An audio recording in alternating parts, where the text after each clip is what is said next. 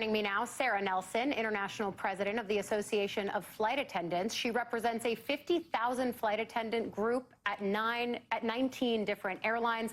Sara, this week your organization was among those who voted to endorse Harris in this election. Talk about why.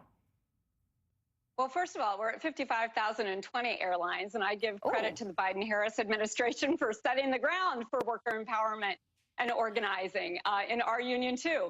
And so we endorsed Kamala Harris and Tim Walz, and even before she had picked him, because she has been right there at the president's side, setting standards that have been really important to flight attendants, making sure that after a 20-year hiatus of a credible strike threat under the Railway Labor Act, we were able to get this administration to make it clear to the airlines that there is a credible strike threat so that we can get agreements that are between 20 and 35% improvements that American and Alaska Airlines, where we can starting to get paid for boarding pay.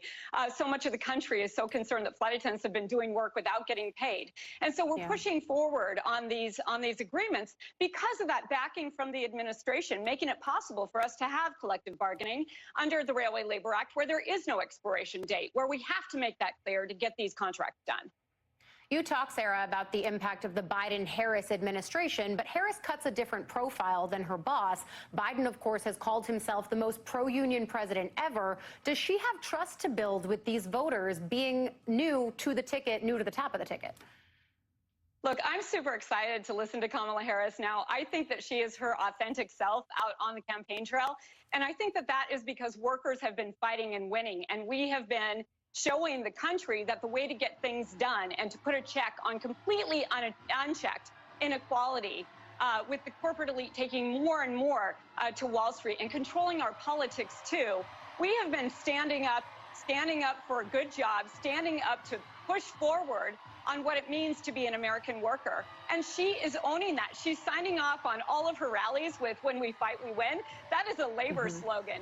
Through and through, she is showing that she is with labor and that she is going to use the foundation that Joe Biden started to push even further, to make this a country that is going to deliver on the promise that it's for the people and not for the corporations. Sara, there's a battle raging for union votes, and they don't cut cleanly along party lines. I mean, we saw last month Teamsters President Sean O'Brien speak at the Republican National Convention. What was your reaction to his appearance, and what would you tell your own members who might not feel the way that your larger organization feels about the Harris-Walz ticket? Well, first of all, Sean O'Brien gave a great labor speech at that convention, but I think that what that shows is that unions are the most important thing, the most popular thing in this country right now. And so Trump fans are trying to pander to that. They are absolutely against unions in all of their actions, all of Trump's actions when he was in office. We have his record now. He took away federal workers' right to collectively bargain, to actually represent themselves in unions, to try to destroy that. He tried to put in place a Schedule F to get rid of the civil service and these longstanding union representatives who go from administration to administration to make sure that the American public can continue to have the things that we count on, our Social Security checks, Medicare, all of these things. So it's a big line of baloney that they are trying to say that they're for the working people. And I would say also we saw this during the government shutdown, the longest in U.S. history, 35 days.